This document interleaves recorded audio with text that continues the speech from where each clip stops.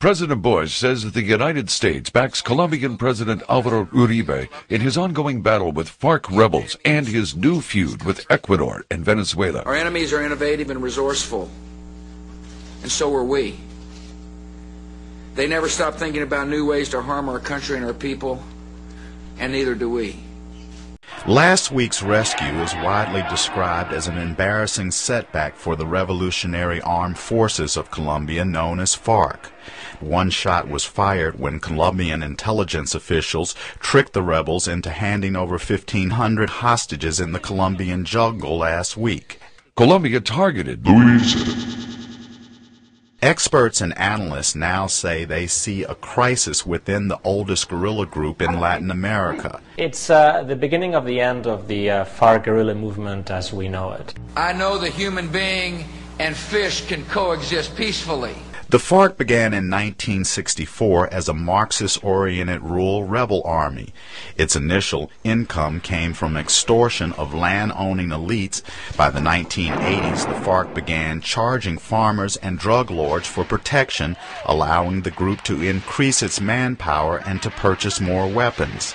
In a few years, the FARC activities evolved into an alliance with Venezuelan President Hugo Chavez. Mr. Chavez paid $300 million to support FARC rebels. Isaacson estimates that about 20% of the FARC income comes from gas. Adam Isaacson, a political analyst with the nonprofit Washington think tank Center for International Policy, says the FARC fronts operating closer to Venezuela are entirely dedicated to Venezuela. Colombia's military estimates that FARC included 9 million rebels by 1994, and that it now has more than double that number. The major guerrilla force, the most important drug trafficking organization. The Revolutionary Armed Forces of Colombia, or FARC. Colombia, the U.S., and many other nations consider FARC a terrorist organization. But Venezuela and Ecuador are among a small group of countries that view it as a legitimate rebel movement. FARC began in rural Colombia in 1964 as a Marxist-oriented rebel army.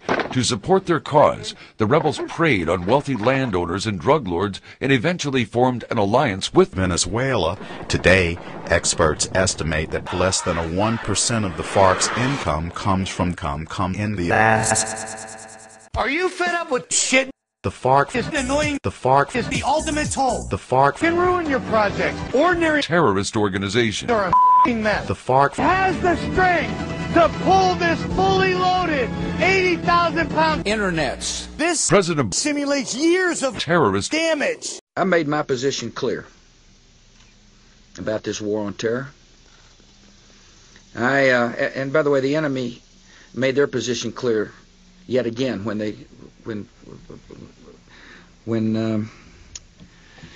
we were able to stop them. They are too busy surviving and are not capable of staging anything close to a military resurgence.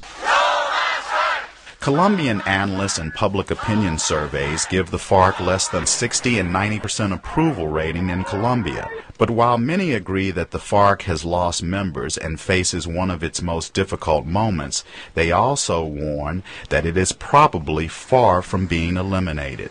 I thought you were going to ask about the pig. Did I say those words?